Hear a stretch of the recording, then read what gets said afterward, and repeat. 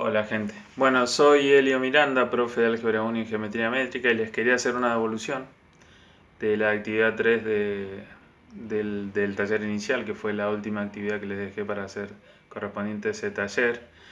Y quería, en base a los trabajos que he ido corrigiendo, todavía no lo tengo corregido completamente, pero sí un porcentaje importante, ya se observan algunos errores y algunas cuestiones que quisiera charlar con ustedes. Primero quería referirme al ejercicio 5, donde ustedes tenían que resolver básicamente ecuaciones.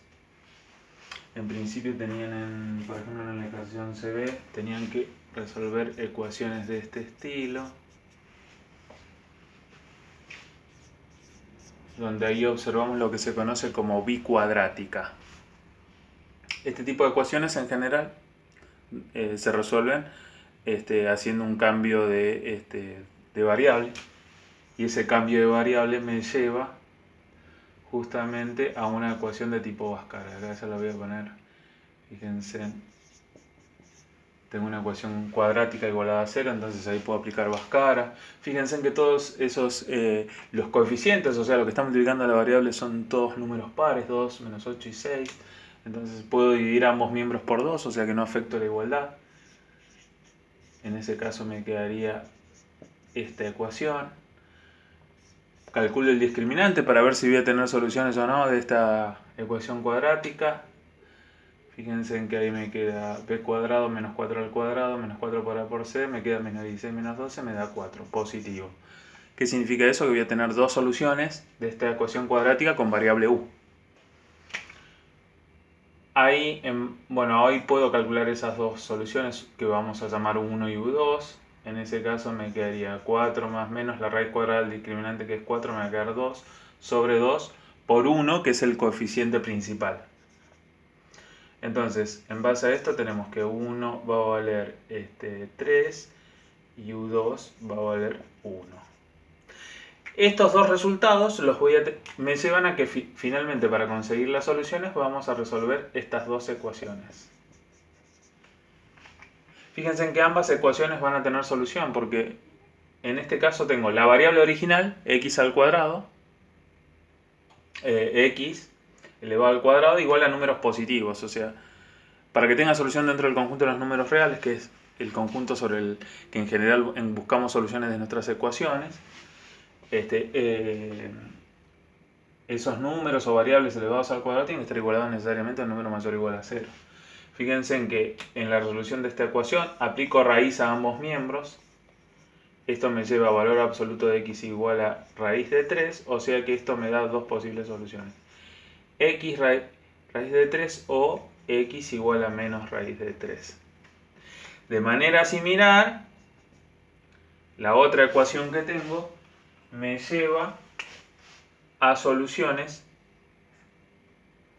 x igual a 1 y la otra solución es x igual a menos 1. Significa que mi conjunto solución en este caso va a ser raíz de 3 menos raíz de 3, 1 y menos 1. Acá me detengo en algo que les dije justamente cuando presenté la primera clase de geometría métrica. Muchos no escribieron bien los conjuntos de solución. En algunos casos resolvieron bien la primera parte de la bicuadrática, encontrando correctamente los valores de 1 y u2. Después en general se perdieron en esta parte donde tenían que volver a la variable original. Y en otros casos hicieron bien toda esta parte, pero al final no escribieron bien el conjunto de solución. En general los conjuntos se escriben entre llaves, ¿sí? En este caso, como tiene una cantidad finita, o sea, una cantidad de elementos de ese conjunto que yo puedo contar, en este caso tiene 4 elementos, lo puedo escribir así entre llaves, y los elementos del conjunto solución, ¿sí?, separados por comas. Bien, esta es una bicuadrática. Y ahora quería pasar al ejercicio 11C. Fíjense que en el ejercicio 11C, que muchos lo resolvieron bien, en 11C correspondía... Esta es la numeración del PDF2, ¿no?, donde estaban todos estos ejercicios, que es ese cuadernillo, que es un cuadernillo que pertenece a la Universidad Nacional del Sur, que es para el curso de nivelación, tenían una ecuación de este estilo. O sea, tenían dos términos elevados al cuadrado igualados a 9. Algunos de los que lo resolvieron bien, ¿qué fue lo que hicieron? Dijeron, bueno, tenemos el cuadrado de un binomio. En general en el secundario se da esa fórmula. Y muchos lo que hicieron fue desarrollar este cuadrado de este binomio y llegar a un ejercicio similar al que les mostré recién, donde me quedaba una bicuadrática, donde aplicaba un cambio de variable para poder aplicar Bhaskara y después volvía a la variable original. No está mal eso, pero lo que hay que ver es que acá se puede hacer otra cosa. Por ejemplo, algo muy similar a la ecuación, a una ecuación donde acá tendría una variable elevada al cuadrado igualada a 9. O sea, en este caso yo lo que podría decir es, en vez de desarrollar ese cuadrado, lo que podría hacer es aplicar raíz a ambos miembros, porque ese es, digamos, ¿qué es lo que uno puede hacer en una ecuación? Aplicar las mismas operaciones a ambos miembros, porque eso garantiza justamente de que la igualdad nunca se pierde. O sea, estoy haciendo operaciones legítimas, operaciones que no van a afectar esa igualdad y no me van a llevar a una solución errónea, ¿sí? Ahí lo que yo podría decir, acá tengo este cuadrado. Y ahí hay una cuestión importante. Hay que sacarse un poco eso de que el cuadrado de ese me lo podría sacar como cuadrado pasa como raíz. Es una cosa que me dicen en el secundario. Muchos profes, como van a hacer muchos de ustedes el día de mañana. Y está bien, eso uno lo enseña en un nivel donde por ahí a los chicos les resulta difícil de entender esto de hago las mismas operaciones a ambos miembros. En general, ese tipo de lenguaje se complica mucho para que los chicos del secundario entiendan. Pero en este caso, acá que estamos acá en el profesorado de matemática, tenemos que entender que lo que vamos a hacer es hacer las mismas operaciones a ambos miembros. Y acá lo que vamos a hacer es, a ambos miembros le vamos a aplicar la raíz cuadrada. Entonces le aplicamos la raíz cuadrada a ambos miembros de esta ecuación. Cuando hacemos eso, este símbolo significa que le voy a sacar la raíz cuadrada de lo que está adentro y eso va a ser un valor positivo. ¿Sí? Porque una raíz lo que busca es algo que elevado al cuadrado me dé eso que está adentro de la raíz, lo que se conoce como radicando. Pero el valor positivo, el valor principal, lo que se conoce como el valor principal de la raíz, si lo quieren, eso también aparece dentro del PDF 2, dentro de lo que es este cuadernillo del curso de nivelación de UNS. Esto que tengo acá del lado izquierdo es justamente el valor absoluto de x cuadrado menos 2. O sea, esta es la definición de valor absoluto. O sea, la raíz cuadrada positiva, o sea, el valor principal de esa raíz cuadrada de algo elevado al cuadrado es el valor absoluto de eso que está elevado al cuadrado y después se le aplica raíz. Entonces acá me va a quedar valor absoluto de x cuadrado menos 2. Y del otro lado es el valor principal de esa raíz, o sea que la raíz cuadrada positiva de 9, 3. Entonces acá, ¿qué decimos? Si el valor absoluto de algo es 3, significa que lo de adentro hay dos posibilidades. O x cuadrado menos 2 en este caso es 3, o lo de adentro, x cuadrado menos 2, es menos 3. Y esto me lleva a resolver dos ecuaciones que fíjense en que me va a quedar una ecuación muy similar a la que aparecía en el ejercicio de recién. O sea, me va a quedar en un momento x cuadrado igual a un número. Acá voy a sumar 2 a ambos miembros, o sea que desaparece el menos 2 del lado izquierdo porque sumé su opuesto, y o sea que menos 2 más 2 es 0. Y va a aparecer el 2 de este lado. Por eso aparece el 2. En la secundaria, ¿qué me decían? Este menos 2 pasa al otro lado cambiado de signo porque está sumando y cambia de signo y pasa más. En realidad lo que uno hace es sumó 2 a ambos miembros. Y acá, el haber sumado 2 del lado izquierdo provocó que el menos 2 desapareciera. En este caso me va a quedar esta ecuación. X cuadrado igual a 5. Esta ecuación va a tener solución. Y de hecho va a tener dos soluciones dentro del conjunto de los números reales. Y veamos la otra parte. Por otro lado, acá aparece esta ecuación. X cuadrado, sumo 2 a ambos miembros, va a ocurrir lo mismo que en la otra ecuación. Y fíjense en que acá me va a quedar x cuadrado igual a menos 1. A diferencia de esta ecuación no tiene solución dentro del conjunto de los números reales. Eso es muy importante que lo tengan en cuenta. O sea, no existe ningún número real tal que elevado al cuadrado me dé un número negativo. Por eso que acá lo que hay que decir es, no existe solución en R, podríamos decir. O sea, el símbolo que utilizamos para hablar del conjunto de los números reales.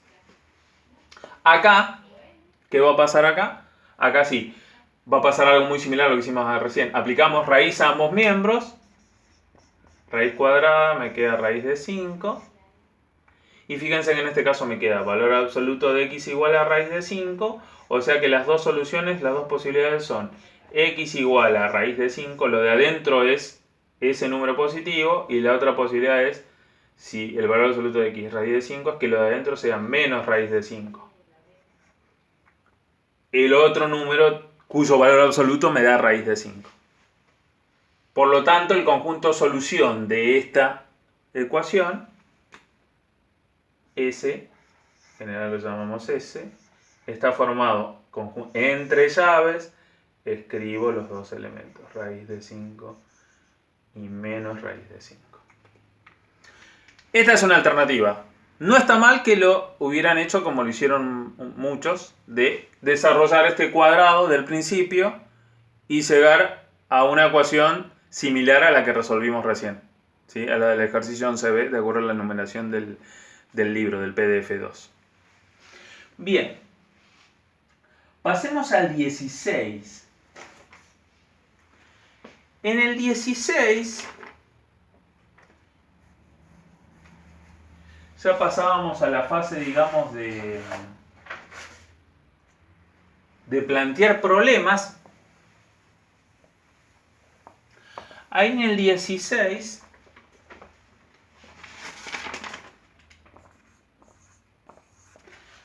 en general casi todos esos ejercicios, a excepción del primero, trataban de problemas donde había alguna figura geométrica, alguna figura conocida. Un rectángulo, un cuadrado, una no tan utilizada, pero sí bastante conocida como el trapecio. En el primer caso me hablaba de un problema donde me hablaba que la multiplicación de dos números consecutivos me daba 9506.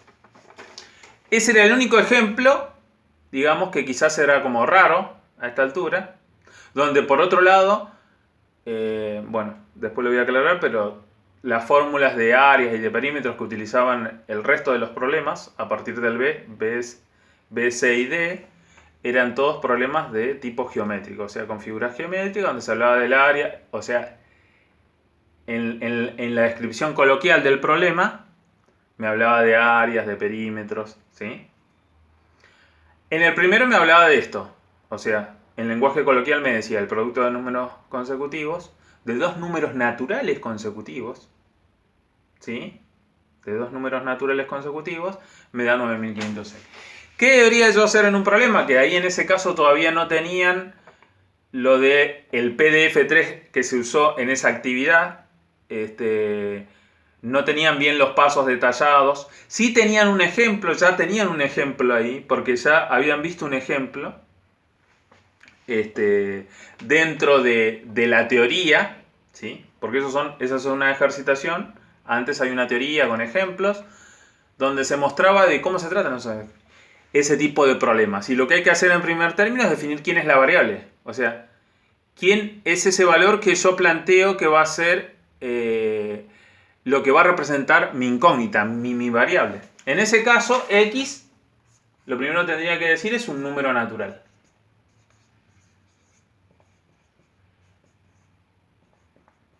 Cualquiera. Y después, a partir de esto, simbólicamente eso me dice que es un número, el consecutivo de x, el número natural consecutivo de x,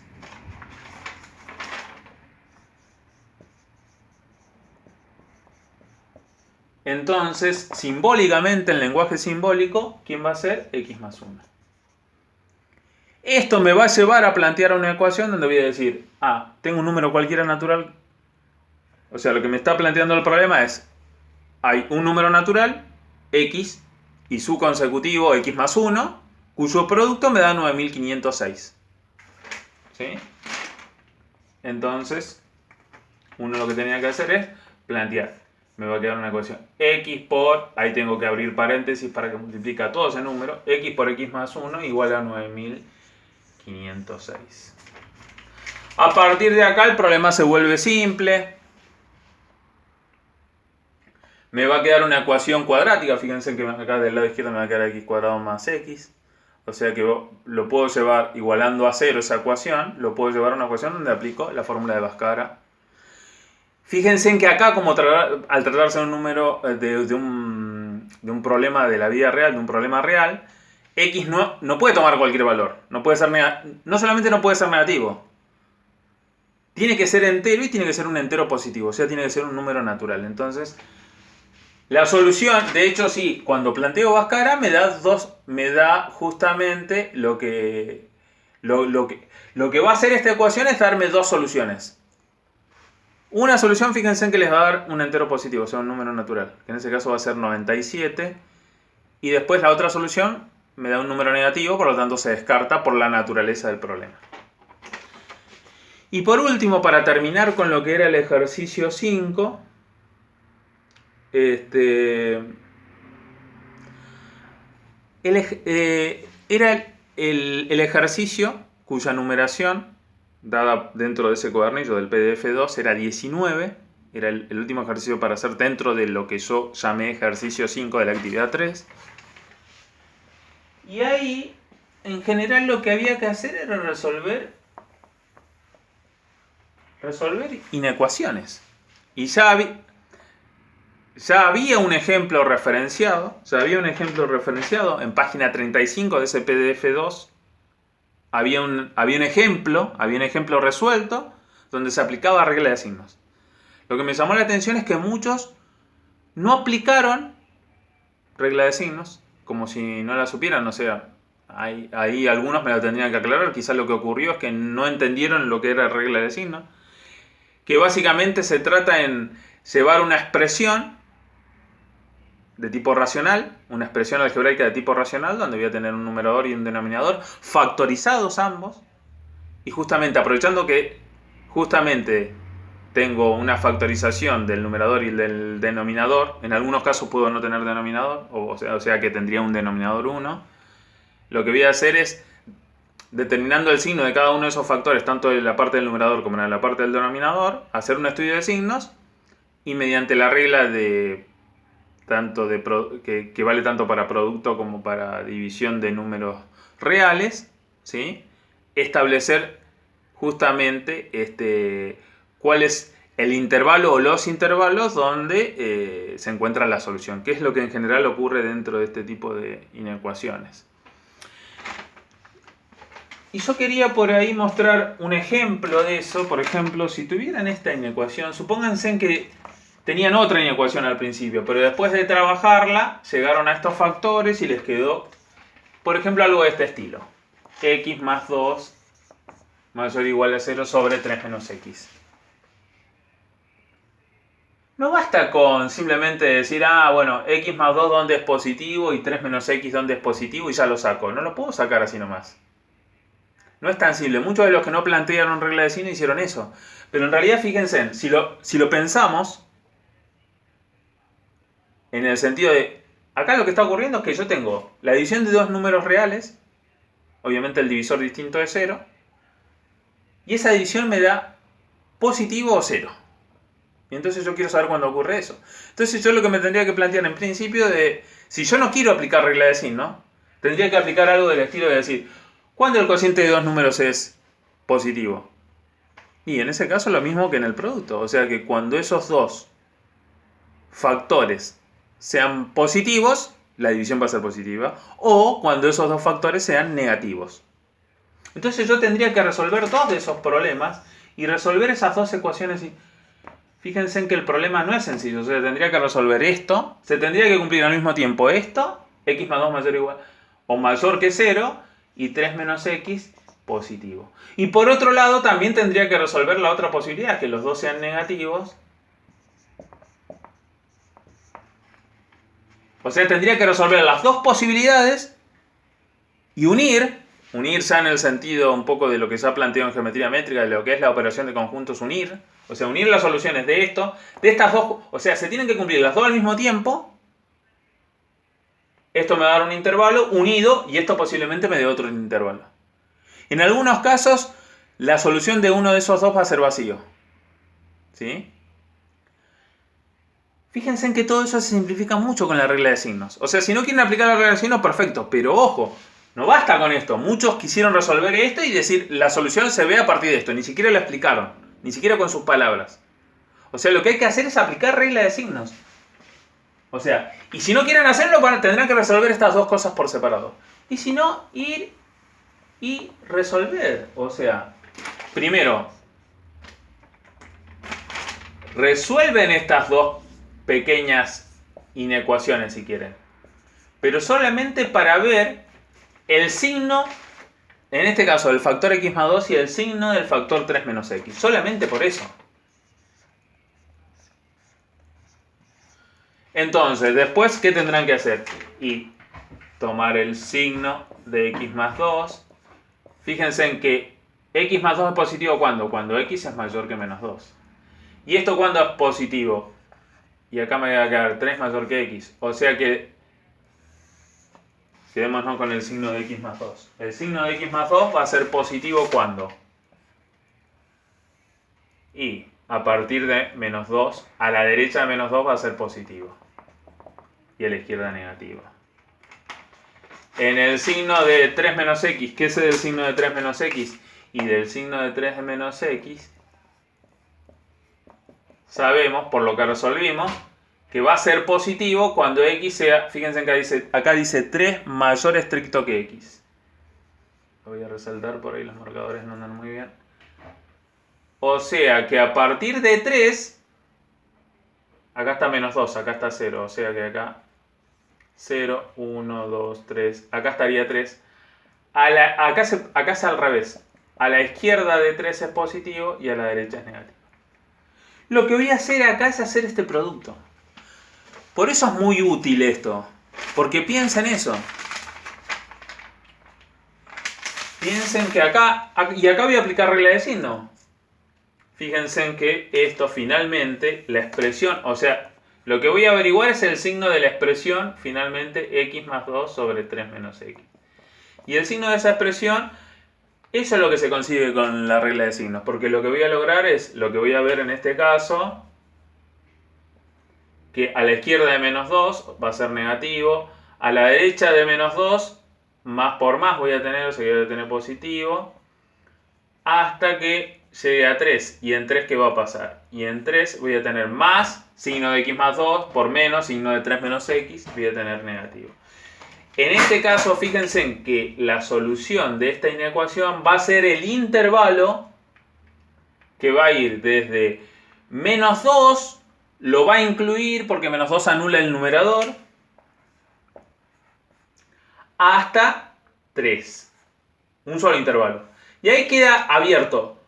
No por lo que dice esta desigualdad mayor o igual, sino queda abierto porque ese 3 anula el denominador y esos valores siempre quedan afuera porque justamente el denominador de una expresión nunca puede... El denominador, o sea el divisor, lo que representaría el divisor pensando en el algoritmo de la división, no puede ser 0. Bien.